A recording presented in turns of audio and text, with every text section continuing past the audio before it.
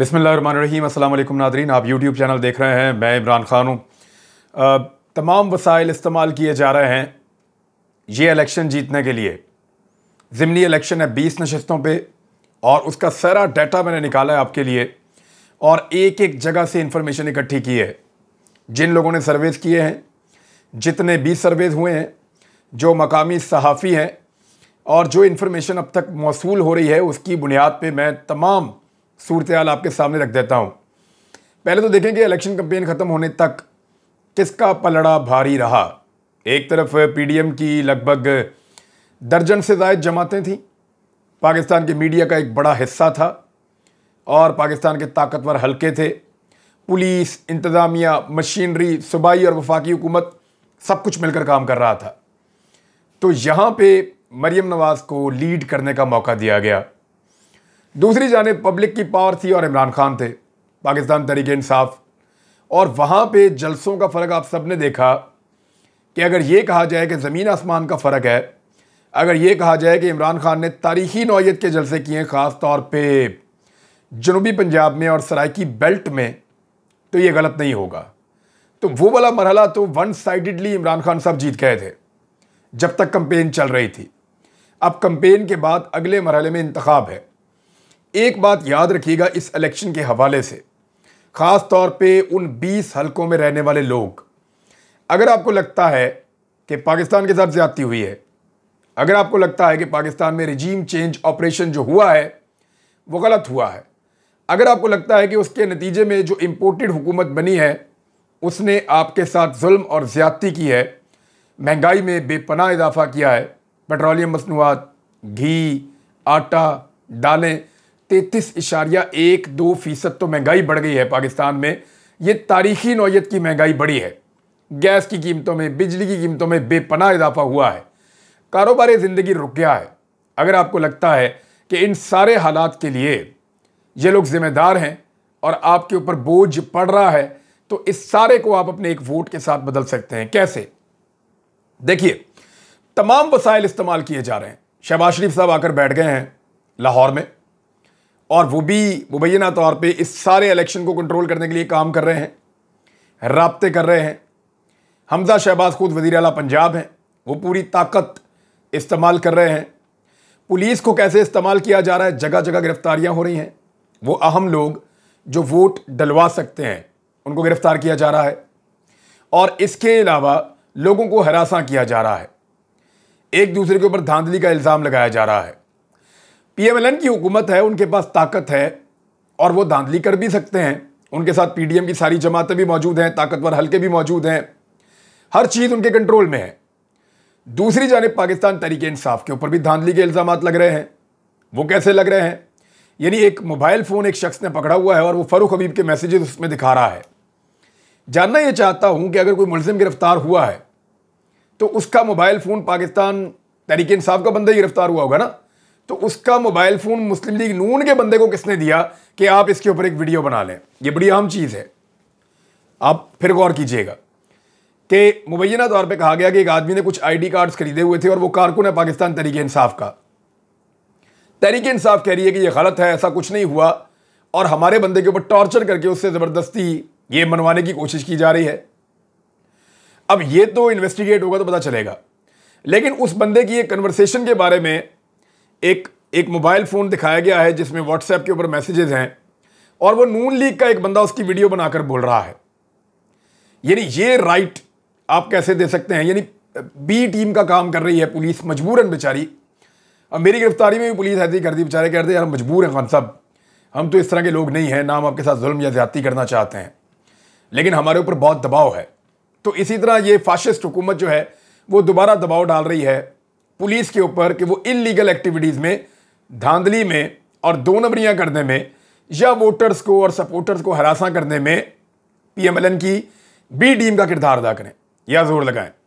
अब इस सिलसिले में हमजा शहबाज और शहबाज शरीफ ये काम तो कर रहे हैं, लेकिन जो काम करने वाला है वो नहीं कर रहे। मैं आपको बताता हूँ, इनको अदालत में पेश होना था और दोनों ने रिलीफ ले लिया है, यानी दोनों अदालत में नहीं जा रहे। शहबाज शरीफ साहब जो हैं वो क्योंकि वज़ीर आज़म पाकिस्तान है तो उन्होंने भी छुट्टी ले ली अदालत से कि जनाब मैं नहीं आ सकता अदालत और मुझे बतौर वज़ीर आज़म काम करना है। और हमजा शहबाज ने भी कहा मानसून की बारिशें हो रही हैं, मैं बहुत परेशान हूँ और वहाँ पे मैं भी इजलास देख रहा हूँ तो मैं भी नहीं आ सकता। तो लिहाजा उन दोनों ने ना आने का फैसला किया है।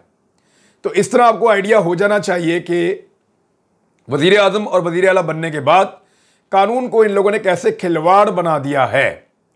और ये दोनों इस वक्त अदालत में पेश नहीं हो रहे, लेकिन मुबैना तौर पे जितना धांधली का मंसूबा है उस सबको अब कैसे चलाया जा रहा है ये सब आपको नजर आ रहा है। अब आ जाए हलकों की तरफ। लाहौर के 4 हलके हैं और चारों हलकों के अंदर जितने भी सर्वेस हुए हैं वो ये बता रहे हैं कि 3 हलकों में पाकिस्तान तहरीक इंसाफ बड़े आराम से जीत जाएगी। एक हलके के अंदर असद खोखर ने ताकत का, पुलिस का इतना बेईमाना इस्तेमाल किया है कि वहां पे जीतना मुमकिन दिखाई नहीं दे रहा पाकिस्तान तहरीक इंसाफ का, क्योंकि लोगों को छोड़ा ही नहीं जा रहा, बिल्कुल जकड़ लिया है हर चीज को। लेकिन अगर बिल्कुल इंडिपेंडेंट इलेक्शन हो तो कुछ लोगों का कहना है कि चारों हलके पाकिस्तान तहरीक इंसाफ लाहौर से जीत सकती है। ये किसी दौर में गढ़ हुआ करता था नून लीग का, अब नहीं है। जबकि दूसरी जानिब अगर बहुत ज्यादा धांधली की गई तो फिर भी नून लीग 1 या 2 सीटें लाहौर से जीत सकेगी, इससे ज्यादा नहीं जीत सकती। जंग की 2 में से दोनों नशिस्तें पाकिस्तान तहरीक इंसाफ जीत रही है तमाम सर्वेस के मुताबिक। वो इसलिए कि वहां पे धांधली के बावजूद फर्क ही आधे आधे का है। यानी इतना ज्यादा फर्क है कि धांधली के बावजूद पीएमएलएन नहीं जीत सकती, वहां झुरलू फेरना पड़ेगा, बैलेट बॉक्स बदलने पड़ेंगे, वहां वोटिंग को बिल्कुल रोक देना पड़ेगा, तो तब जाकर कोई एक आधी सीट जंग से पीएमएलएन निकाल पाएगी। अदरवाइज जंग में बदतरीन शिकस्त है। मुजफ्फरगढ़ के अंदर से जिस किस्म की खबरें आ रही हैं वहां से भी सूरत हाल ज्यादा बेहतर है। किसकी? दोनों सीटों के ऊपर पाकिस्तान तहरीक इंसाफ की, क्योंकि जो बुखारी फैमिली है उनका तो एक जलसा भी वो नहीं कर पा रहे, डेरों के ऊपर वो जलसे कर रहे थे, निकलना उनके लिए मुहाल था। तो एक सीट तो बिल्कुल ही क्लियर है और दूसरी सीट पे भी पाकिस्तान तहरीक इंसाफ सर्विस के मुताबिक आगे चल रही है। रावलपिंडी की नशिस्त वन साइडेड, फैसलाबाद की नशिस्त वन साइडेड। ये दोनों ऐसी सीटें हैं जहां पे पाकिस्तान तहरीक इंसाफ बआसानी जीत जाएगी। अब आ रहे हैं मुल्तान की सीट पे, यहां टफ मुकाबला होगा और कह रहे हैं कि 2-4 हज़ार वोटों का ही फर्क होगा जो भी जीतेगा, तो ये एक टफ मुकाबला मुल्तान में हो सकता है।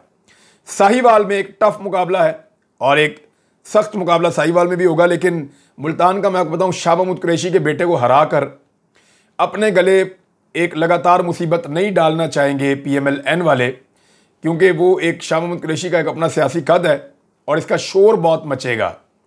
तो इसलिए ये सीट के ऊपर अभी देखना पड़ेगा कल क्या होता है। साहिवाल में मुकाबला टफ है, चीचावतनी में मुकाबला टफ है, भक्कर में मुकाबला टफ है। या अगर मैं ये कहूं कि साहिवाल, चीचावतनी और भक्कर में पीएमएलएन के लिए जीतना, अगर ये वहां धांधली करें कुछ थोड़ी बहुत तो आराम से जीत जाएंगे, क्योंकि ये वो 3 सीटें हैं जहां पे इनके उम्मीदवार तगड़े हैं और मुल्तान के अंदर भी मुकाबला इन्होंने कुछ हद तक कर लिया है। अब आ जाए खुशाब की सीट पे, वन साइडेड है, पाकिस्तान तहरीक इंसाफ जीत रही है। शेखुपुरा पीएमएलएन के लोगों ने पाकिस्तान तहरीक इंसाफ का जो लोटा वहां पे गया है उसको मानने से इनकार कर दिया। पीटीआई का वोट उसको वैसे नहीं पड़ रहा, पीएमएलएन का वोट उसको पढ़ना नहीं है। जावेद लतीफ ने बड़ा जोर लगाया, लेकिन इसके बावजूद अंदर इनके एक मुखालफत है, तो शेखुपुरा वाला तो मुमकिन दिखाई नहीं दे रहा। लोधरा की 2 सीटों में से एक सीट दोनों पॉलिटिकल पार्टीज जीतती हुई दिखाई दे रही हैं। लिया की seat one sided, Pakistan Tehreek Insaf जीत रही है। और बहावलनगर में दोबारा एक मुकाबला है। तो अब आप आ जाएं कि कहां मुकाबला है और कहां हार जीत है और कैसे है।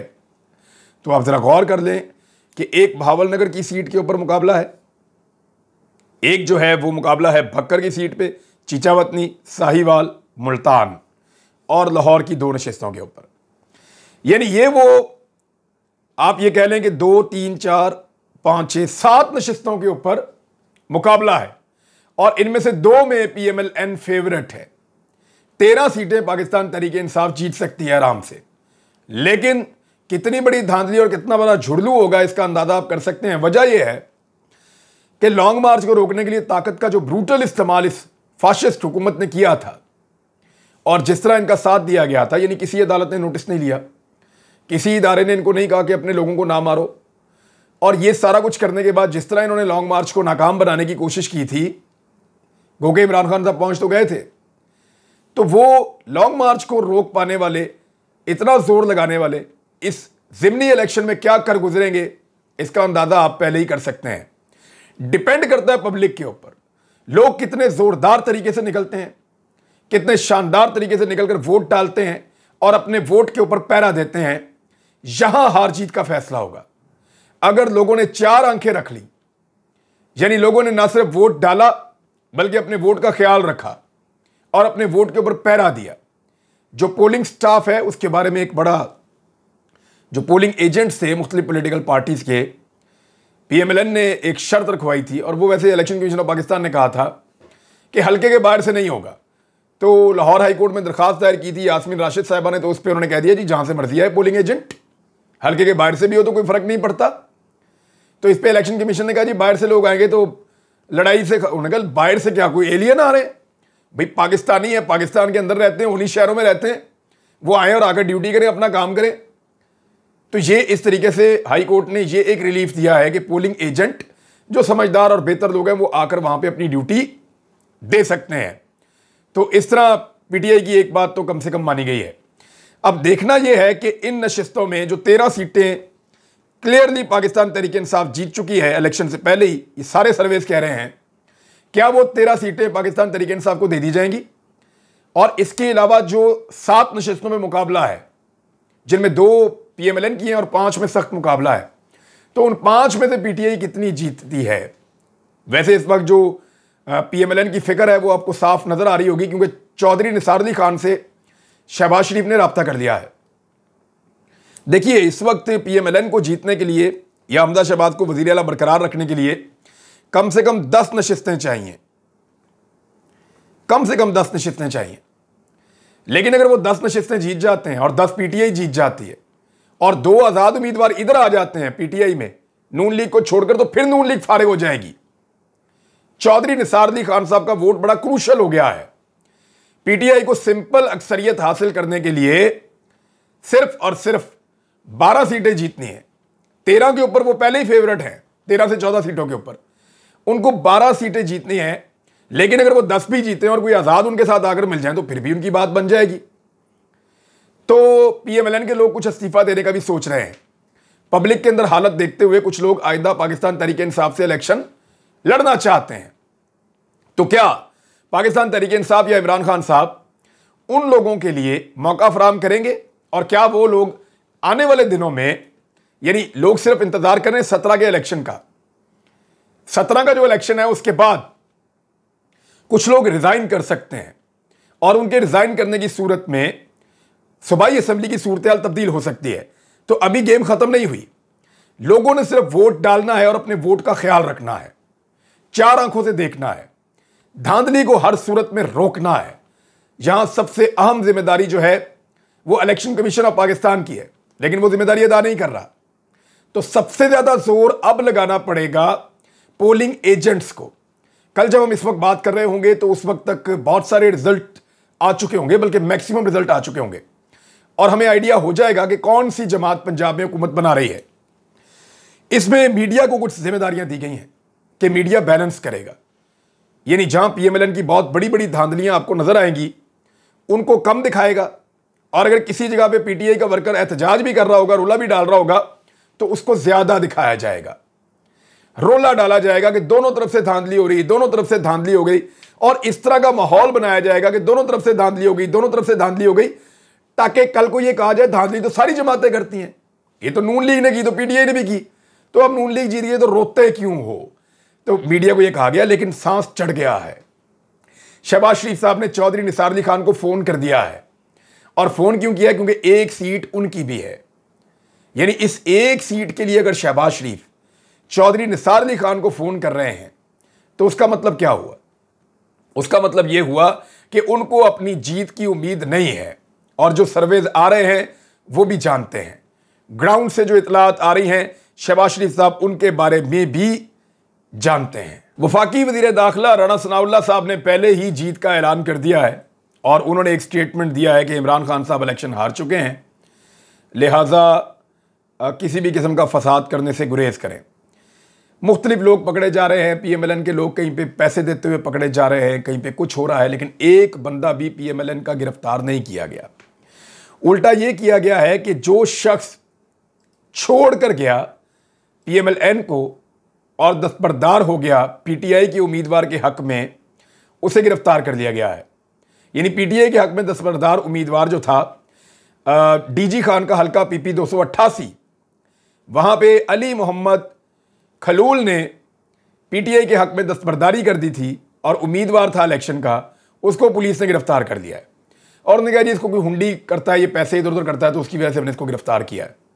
तो अब आप अंदाज़ा कर दें कि निज़ाम कैसे इस्तेमाल हो रहा है। लगातार गिरफ्तारियां हो रही हैं, लगातार मारधाड़ हो रही है, लेकिन पब्लिक जो है उसके पास ये इख्तियार मौजूद है।